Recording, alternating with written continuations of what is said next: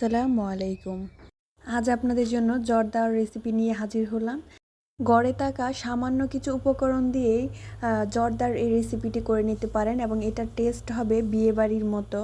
আশা করি আমার আজকের ভিডিওটিও আপনাদের অনেক ভালো লাগবে। চলুন তাহলে রেসিপিটি দেখে নেওয়া যাক। প্রথমে আমি জর্দা রান্না করার জন্য এখানে পোলাও চাল নিয়েছি। আপনারা চাইলে বাসমতি চালও নিতে পারেন।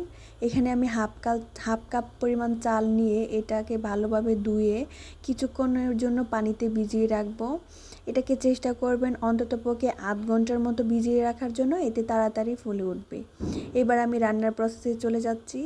এখানে একটি পাতিলে আমি কিছুটা পরিমাণ পানি দিয়েছি, প্রায় 4 কাপের মতো। পানিটা যখন ফুটে উঠবে তখন এর মধ্যে জর্দার রং মিক্স করে দিয়েছি। জর্দার রংটা ভালোভাবে মিক্স করে দেওয়া হয়ে গেলে এর মধ্যে ধুয়ে রাখা চালগুলো দিয়ে দিব। দিয়ে চালগুলোকে নেড়ে চেড়ে আমি সেদ্ধ করে নিব। এগুলাকে 7 থেকে 8 মিনিটের মতো সেদ্ধ করে নিতে হবে, মানে 80% কুক করে নিতে হবে। বেশি কুক করলে দেখা যাবে এটা আবার জর্দা রান্নার সময় একটু বেশি নরম হয়ে যাবে।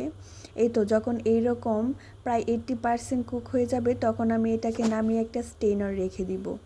এবার জর্দা রান্নার জন্য চুলায় একটি কড়াই বসিয়ে দিলাম। কড়াইয়ে দিয়ে দিয়েছি ঘি পরিমাণ মতো।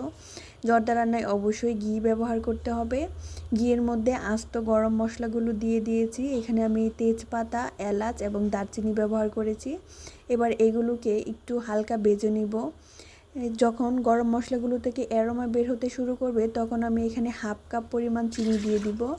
হাফ কাপ চালের জন্য হাফ কাপ চিনি আমি দিব, এতে করে মিষ্টির যে ব্যালেন্সটা সেটা পারফেক্টলি হবে। চিনি দিয়ে চিনিটাকে একটু সামান্য নেড়ে চেড়ে এখানে আমি কমলার রস ব্যবহার করব 1/3 কাপের মতো। কমলার রস যদি হাতের কাছে না থাকে সেক্ষেত্রে আপনারা এখানে পানিও ব্যবহার করতে পারেন, তবে যদি কমলার রসটা ব্যবহার করেন তাহলে এটা ভালো একটা ফ্লেভার আসবে এবং কমলার রসটা এখানে ফ্লেভারের জন্যই ব্যবহার করা হয়।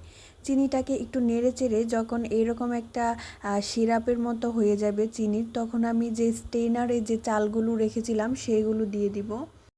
চালগুলো সেদ্ধ করার পর অবশ্যই এগুলাকে স্টেনারে রেখে দিতে হবে, নইলে দেখা যাবে বাপে এগুলো আরও সিদ্ধ হয়ে যাবে। সেক্ষেত্রে জর্দাটা পারফেক্টলি জর্জরে হবে না। এবার সবগুলো ভাত আমি এর মধ্যে দিয়ে দিব, দিয়ে ভালোভাবে নেড়ে চেড়ে নিব। হাফ কাপ চালের জর্দা রান্না করার জন্য আমি যে মেজারমেন্ট কাপগুলো ব্যবহার করেছি সেইভাবেই ব্যবহার করতে চেষ্টা করবেন, কারণ মেজারমেন্ট কাপের যদি না মেপে দেওয়া হয় সেক্ষেত্রে দেখা যাবে হয়তো জর্দার রাইসগুলো ফুটবে না, নয়তো দেখা যাবে বেশি নরম হয়ে যাবে। এবার আমি এগুলাকে ভালোভাবে নেড়ে চেড়ে মিশিয়ে নিব। মিশিয়ে নেওয়া হয়ে গেলে কিছুক্ষণের জন্য ঢাকনা দিয়ে ডেকে চুলার আঁচটাকে একদম লোতে রেখে ঢেকে রাখবো। এখানে আমি 3 থেকে 4 মিনিটের মতো ঢেকে রাখবো। চালগুলো যেহেতু অলরেডি 80% কুক করা ছিল তাই 3-4 মিনিট ঢেকে রাখার পর এটা কিন্তু অনেকটাই সেদ্ধ হয়ে গিয়েছে। এবার আমি ঢাকনাটাকে তুলে এর মধ্যে কিছু বাদাম দিয়ে দিব। এখানে আমি কাঠবাদাম ব্যবহার করেছি, আপনাদের হাতের কাছে যে বাদাম থাকে সেইটাই ব্যবহার করবেন। এবার আমি এর মধ্যে দিয়ে দিব সামান্য পরিমাণ লবণ। মিষ্টি জাতীয় খাবারের মধ্যে লবণ ব্যবহার না করলে মিষ্টির আসল স্বাদটাই কিন্তু পাওয়া যায় না।